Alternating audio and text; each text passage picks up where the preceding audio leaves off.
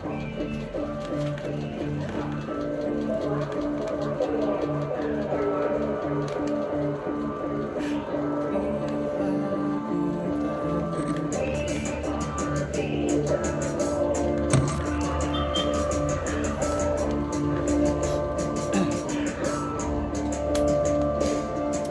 pakita mo ang iyong angking galing. Kahit anong hirap mo lang hindi kayang gawin. Kahit uhaw makuha lamang ang pinapangarap na bituin. Busugin, punuin mo pa ang baso't inumin.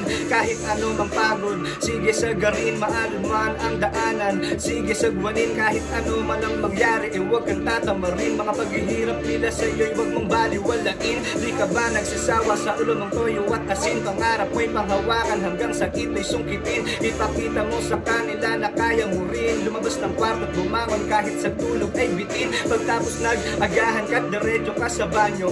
Aatis ng bahay kahit polo'y di planchado. Sabay iterno mo pa ang pantalon mong punit. Pangarap mo'y panghawakan hanggang sakit ay makamit. At sa haba ng nilakaran ang dami na pagdaanan. Natutong makapagsabayan sa tula ng paangasan. Mga kalahok na meron ding gustong mapatunayan. Tapak pa din sa lupa, maputik man ang lakaran. Ika'y kukoronahan at aking kakamayan. Basta't ipakita mo sa tao ang iyong kakayahan. Ipakita mo na kaya mo rin silang sabayan. Marami man ang humadlang ay kayang-kayang lampasan. Mga taong pangalan mo lang ang pinagsisigawan. Kahit masakit sa palad, tila'y nagpapalakpakan. Labas mo ang tinatago mong sandatang matalim. Lakbayin mo mag-isa kahit na medyo madilim. Malayo man ang pupuntahan ay kayang tanawin. Ilang beses bang madapahan na sige bangon pa din. Kahit na anong gawin, kumain kahit bitin. Kumakalap na sigmuray nila di kayang punuin. Ipakita mo sa kanila na kaya mong dalhin. Mga nagbabagang letra at tinatago mong anting-anting. Ngayon sabihin mo sa akin kung sino sa aming magaling. Ako'y hindi na uubusan parang bagyong dumating.